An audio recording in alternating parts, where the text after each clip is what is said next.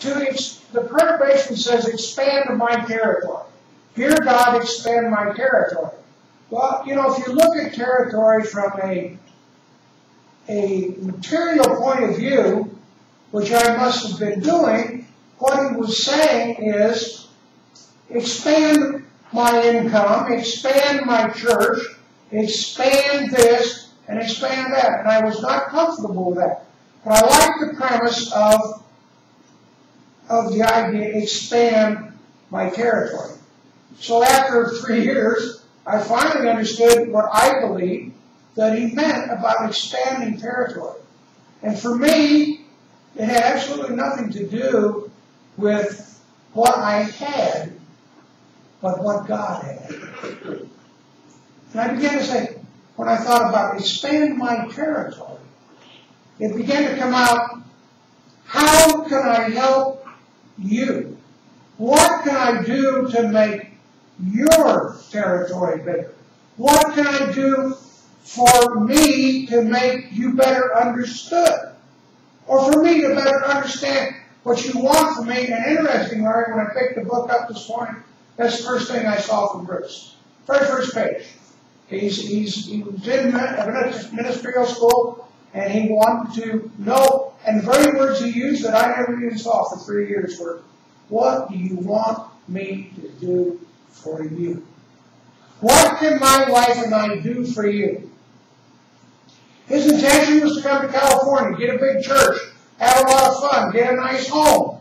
So on the way out here, he's sitting back thinking, doing some of his reading, and what comes into his head says, Bruce, you don't need to be in California. It's too nice there anyway. You need to go to Africa. And Bruce said, Africa? Certainly, you jest. That's the last place in the world I want to be. Well, he got out here, he couldn't find a house. Goes back home, tells his wife, I can't find a house. She says, well, maybe you're not supposed to be there. Well, he says, it's better than the alternative. God told me to go to Africa. His wife says, why not? So they end up selling everything they had here, go to Africa, and he helped the African tribes learn how to plant food in order to save themselves from starvation. That was what his expansion was. So I began to think, what is my expansion? What can I do to expand anything? And I got to thinking here about less than a week ago, Don, your world has been expanded so many times that you're totally unaware of what expansion is.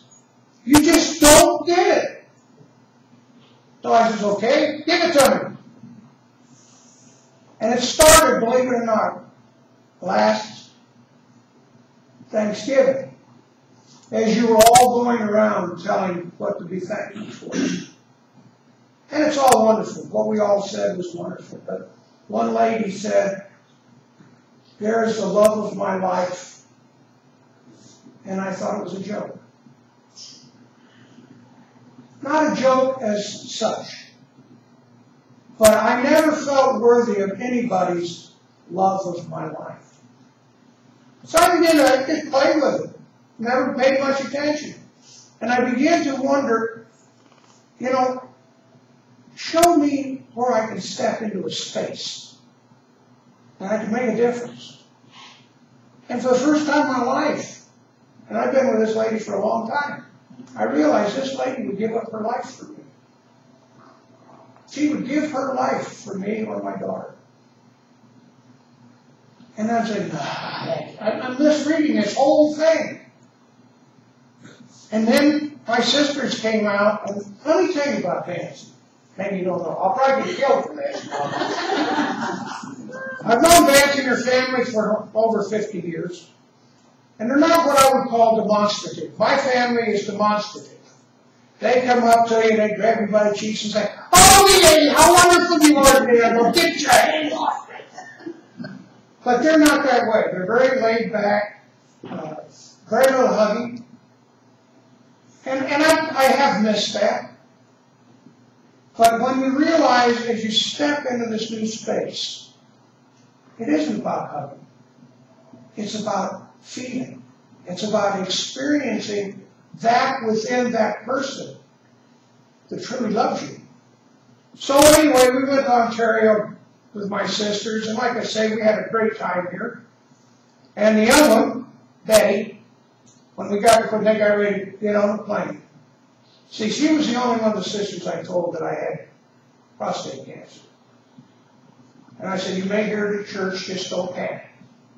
I'm okay. And as we got ready to leave, I've seen Betty cry.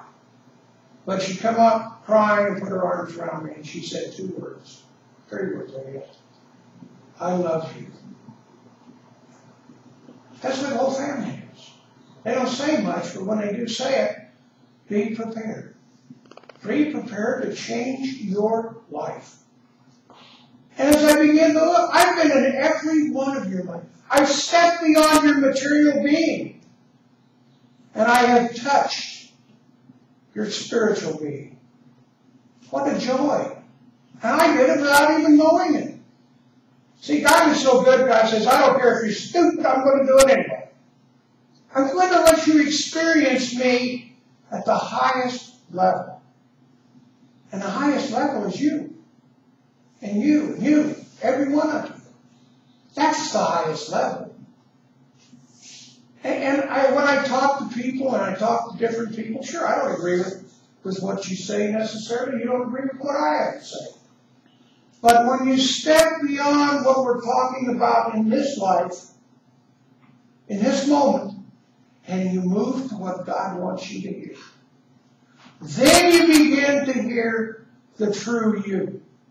The other Sunday when Eva and Danny were here, and I think I shared with you, Eva now allows me to call Danny my granddaughter, and she calls me Grandpa. For just a moment, I got to step beyond Danielle as a person and see Danielle as a soul, as a spirit, with a smile, with love.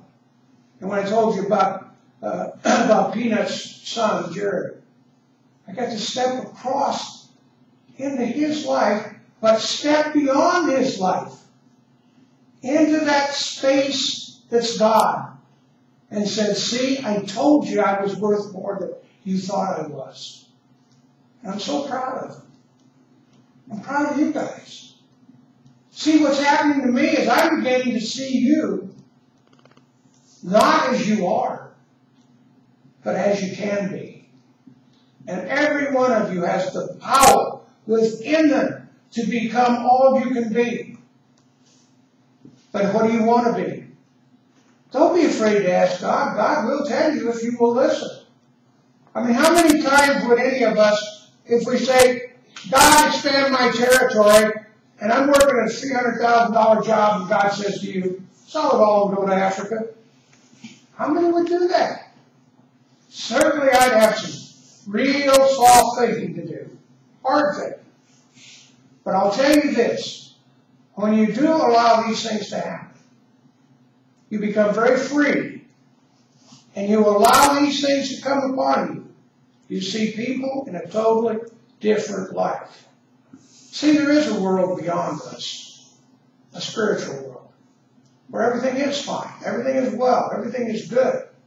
But we're so caught up in today, into the news reports, and the newspapers, and we're so busy telling ourselves how good or how bad it is from one point of view and another, rather than looking at people and saying, Father, expand my life.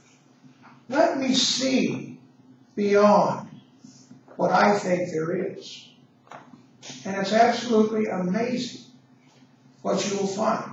I wish I could stay there, but I can't. I got to get back to stupidity real quick, because the other place scares me.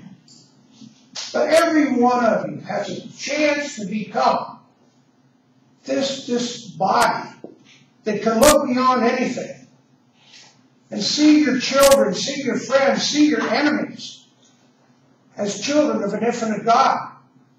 You have to do that. And it's fun. It's really fun to be in a place where you no longer judge anybody. You just say, wow, that's what it's about. Wow.